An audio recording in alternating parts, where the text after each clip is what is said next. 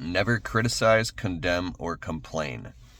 If you read the book by Dale Carnegie called How to Win Friends and Influence People, that's one of the most important rules in there is never criticize, condemn, or complain. And I want to talk about complaining.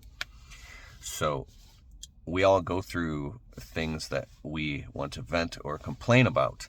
And here's where I want to talk about the emotional bank account that you can make withdrawals from with people in emotional relationships, or like a bank account, or you can make deposits into the relationship. Stephen R. Covey talks about this in the book, The 7 Habits of a Highly Effective People. Just hang with me. So if you complain to other people and cry and whine and moan and complain about your suffering and your problems, they're going to feel like you're making withdrawals from the relationship, and it doesn't matter who it is, right? So even if you're actually suffering and you want to vent it out, I'm not saying that they don't care. If they're a really close person to you and they want to coach you through it, that's fine. But if you continue to complain about the same things, it's just they're gonna have a negative association to you, and they're not gonna want to communicate with you as much, or maybe not at all.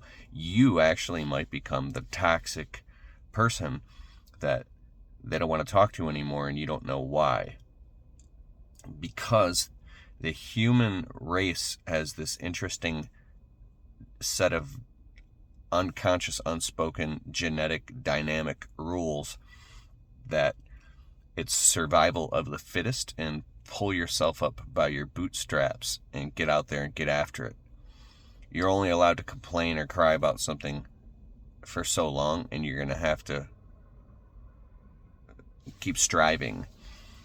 And it's designed that way to isolate or kick people out of the tribe, or because basically, here you go, if somebody in the tribe, especially somebody who's supposed to be a provider or a hunter, or anybody for that matter, cries and whines and complains and becomes weak, if the other people gather around that person and they start all showing weakness and expressing weakness, then the hunting isn't getting done, all the stuff isn't getting done. You get what I'm saying here?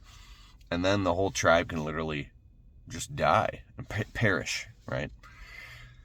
So I'm kind of fascinated by this, because in today's culture, we have a welfare system that's good, that there's literally people who are disabled or elderly that can't perform at the same level mentally or physically or emotionally as maybe other people, and they're able to get these benefits from the welfare system to help them get by. But there's also people who have learned helplessness and have behaviors that are enabled, and I know this sounds kind of harsh, because there isn't severe repercussions. So it's amazing to me when I go on like Instagram or YouTube, and I'm inspired by like maybe a man who is like a veteran who has his leg blown off and he's dealing with PTSD, and the guy's in the gym working out and he's taking care of a family and doing all these amazing things that can make me cry, and I have so much honor and respect to people like that, especially.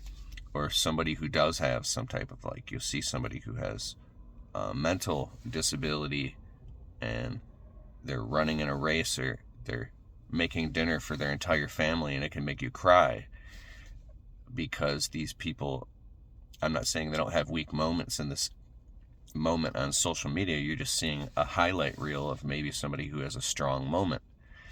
But I would like to say that some of the people that are the strongest people ever, that we look up to and aspire to have our act together and be like, some of these people they have weak moments. They just don't show you it on social media. They don't talk about it. They don't cry and complain about it. Or then there's other people who are so mentally healthy and emotionally healthy, and they just know what they want, and they go after it, and they succeed, and They have balance and structure, and they have boundaries and all these amazing things, and they're just have very high IQ, and they're brilliant.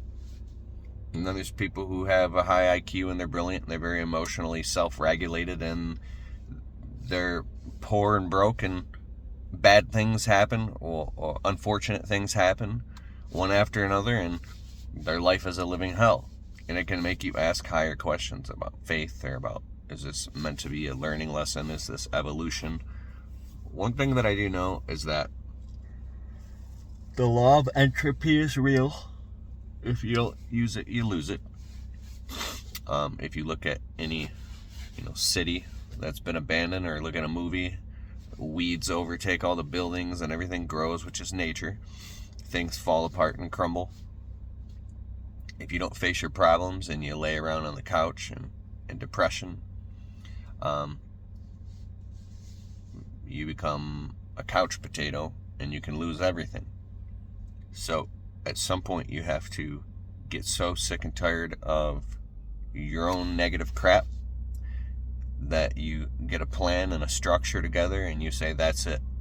No matter how I feel, I'm going to work out. I'm going to stretch. I'm going to hydrate. I'm not going to consume, processed sugars. You're going to go to the gym and work out. You're going to write your goals. You're going to become an encourager and a contributor to others. You're going to take a portion of your income and you're going to donate it to help others who can't help themselves. You're going to lend a hand. You're going to respect the elderly. You're going to honor and respect homeless veterans who have sacrificed themselves and open doors for people, and be the person, be the change that you want to see in the world, right? Even as I talk about this, I feel courage and strength and a higher ambition taking over. So this is energetic. This is real. You are generating the state. Oh, excuse me, the yawn is the subconscious mind reshuffling the deck and releasing stress and going, that feels good. So you can work yourself into suffering, anxiety, depression, all the way down until it's so bad you develop physical dis-ease and even cross over into your own death. Or you can say, that's it, I consciously choose to not get trapped in the storm and be the staff in the wind. And it goes like this, up and down like a sine wave. I don't know why I'm yawning. I do know why, because I'm speaking truth, and what's happening, it's my subconscious mind going, that feels good, right? So here's my challenge to you.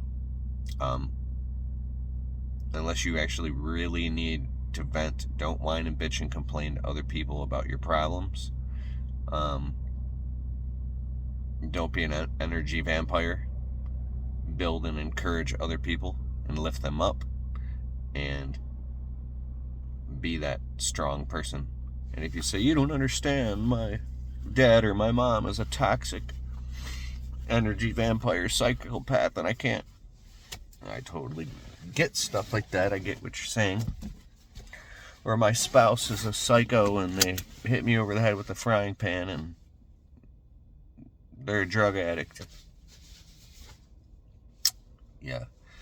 So, some of the strongest people I know who are the most successful on the outside, and they make the most money and they drive nice cars and they appear to have it all together, pardon my language, if behind closed doors these people are fucked up. They deal with all types of fucked up shit, okay? So don't you for a second sit here and compare yourself to other people and be like, it's keeping up with the Joneses, saying, they're behind closed doors. These people are dealing with all types of bullshit, okay? Imagine having, a 7-figure business and having a Mercedes and a beautiful home, and then your kid is freaking cutting themselves or contemplating suicide or hanging out with people that are doing drugs, and you find out that your kid is hooked on some drug or something, and now you gotta intervene, and it's messing up everything because that comes first. Or you find out that, I don't know, maybe you did a great job, and all of a sudden your spouse is into witchcraft or some shit like that, or hanging out with somebody who's doing witchcraft, and then you gotta go and intercessory prayer and gain the guts to go in and do something about that. This is deep topics I'm getting into now. This is the real shit. So if you don't intervene, because love is not just weakness. Love is strength. Love is intervention. Love is power. Love is protection. Love is war to create peace. Sometimes there cannot be peace without war. So if somebody comes into your house, and let's say they brought a garbage bag filled with trash and just dumped it all over your living room floor, what would you do? Would you just sit there and let them do that? No. You would literally physically remove them from your house as quickly as possible and clean up all the trash, or make them clean it up, or get them off your property. And so it's like, do you have the strength? And that's, I think, what it comes down to. You have to build the strength and the confidence within yourself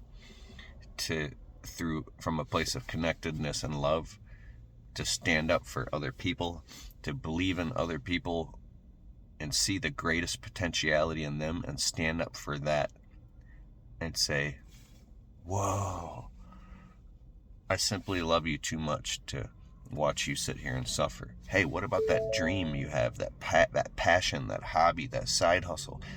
Come on, do it. You can do this. You got this. Come on, fire up that old machine and get that thing going. What about that business you wanted to start? I thought you were going to put together the plan for your finances. I thought that you were going to sit down and write out all your goals. I thought you were going to get a gym membership. Let's do this. Let's go. Come on, you got this. I've seen you crush it before. You can do it again. I believe in you. See that?